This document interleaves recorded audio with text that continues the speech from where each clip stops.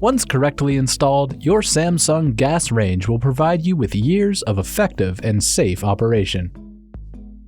Before you begin, it's important to go over some safety guidelines. This video and any installation instructions are intended as a supplemental demonstration of some of the steps in the installation manual for this appliance. Installation and service should be performed by a qualified installer, service agent, or your gas supplier. Improper installation can be hazardous. If you smell gas at any time during the installation or operation of this appliance, leave the area and contact your gas supplier from a safe distance for further instructions. An anti-tip device is included with this appliance. This must be installed properly to prevent accidents. We will demonstrate anti-tip installation later in this guide. Reference the installation guide for more safety guidance. Let's cover what you'll need to get started. First, make sure that the space is appropriate for your range. Refer to the manual for minimum measurements. It's important to have space clear in front of the range, as well as on top of the cooktop to the cabinets above. All required dimensions are noted in the manual. The manual also details further requirements, such as material heat tolerances, electrical specifications, and fuel source requirements. First, fully unpack your range and materials. Your range will come with certain parts that may be necessary for installation. However, there are some parts you'll need that are not included. Gas hardware and hoses should be up to code and appropriate for your installation. You'll also need some tools. Here's a list of essentials to get you started. More optional tools are listed in the installation manual. If the opening in the countertop is 25 inches deep, you should install the rear filler kit, which fills the gap between the range and the wall. Simply assemble the filler strip to the top back of the range using the screws included with the kit.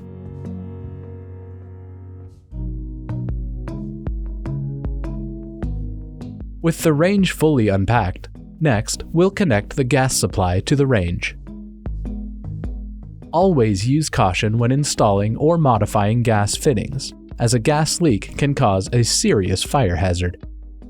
It is recommended to add pipe joint compound to the threads of the male connection for every joint. Where possible, use a torque wrench to verify properly tightened joints. Do not exceed 25 pound-feet on any joint to prevent over-tightening. First, shut off the main gas supply valve before disconnecting the old range and leave it closed until the new hookup has been completed. If it is not already in place, we will install the manual gas line shutoff valve. Thoroughly coat the gas line outlet threads with pipe joint compound as needed. Install the shutoff valve in an easily accessed location outside of the range. Apply pipe joint compound and install the flare union adapter to the inlet of the regulator. Be sure to counter-turn to properly thread the adapter and use a backup wrench to avoid turning the regulator.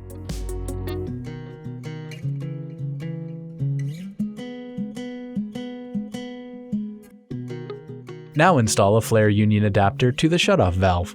Again, remember to apply pipe joint compound, thread the joint properly, and use a backup wrench to avoid turning the shutoff valve. Now, connect the flexible metal appliance connector.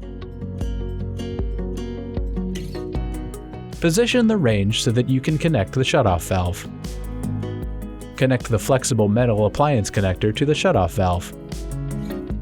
When all connections have been made, make sure all range controls are in the off position and turn on the main gas supply valve. An important note: don't forget to relight the pilot on other gas appliances when you turn the gas back on. Use a liquid leak detector on all joints and connections to check for leaks in the system.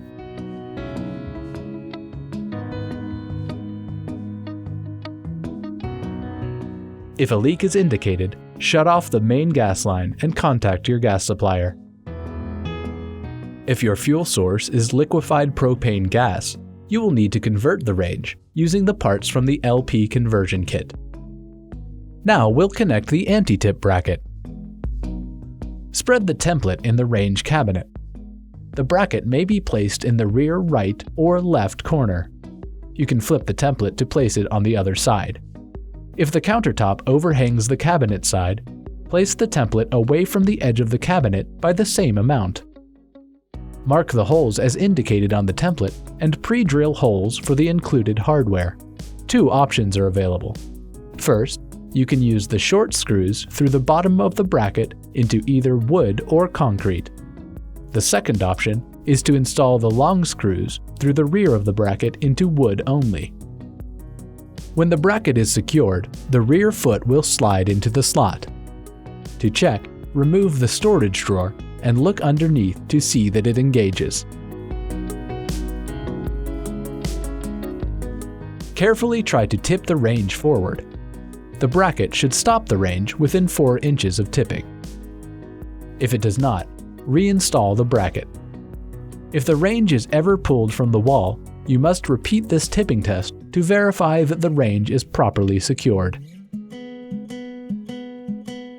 With the bracket installed, we can now plug in the range and place it in its cabinet. All gas ranges come with a power cord installed. Please refer once again to any electrical requirements in the installation manual. Plug in the power cord and slide the range into place. Check the gas supply to ensure it was not damaged or disconnected. Again, check the anti-tip bracket. Now, we will make sure the range is level. Using a wrench, turn the front leveling legs in or out as necessary. If the range is between cabinets, make sure the cooktop is level with nearby countertops. To check the level, position an oven rack in the center position and use a carpenter level. With leveling complete, let's assemble the surface burners. Place the appropriate burner heads on top of the burner manifolds.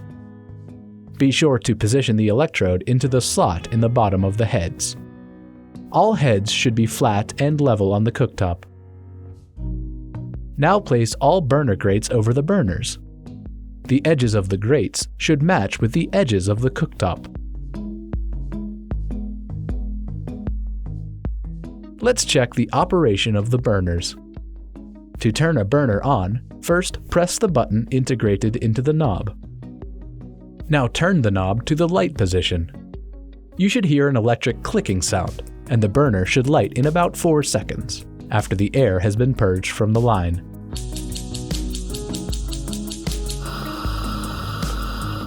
Once it lights, turn the control to the desired setting.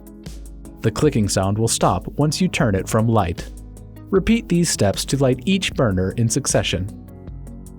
As you light the burners, make sure you inspect the quality of the flame. For natural gas connections, you should see soft blue flames. Yellow tips are normal from an LP gas fuel source. Tall and yellow flames are abnormal for any gas operation. If you encounter these, you should not use the range until it is serviced. Similarly, you need to check the oven burners. If the cooktop burners light, but the oven burners do not, check the oven shutoff valve switch on the gas regulator. The shutoff lever can be difficult to see, so you may need to remove the rear service panel for access, which will require removing 2 Phillips head screws. The range is now installed. Before you start using it to cook, you need to ensure the following. The gas line needs to be properly connected to the range, the gas should be turned on, and all connections have been checked for leaks. The range should be properly plugged into a grounded electrical receptacle. The anti-tip bracket has been properly installed and engaged with the range. The range has been leveled and is firmly sitting on a solid, level floor. The gas burners have been properly assembled and are burning cleanly. To help prevent possible odors from manufacturing residue, you may choose to run a self-clean cycle. If your oven does not have a self-clean option, you can set it to run a bake cycle at 400 degrees Fahrenheit for 1 hour. Either way, make sure there is nothing in the oven and that your kitchen is properly ventilated with an open window or hood fan. With everything checked, you can start cooking with your gas range.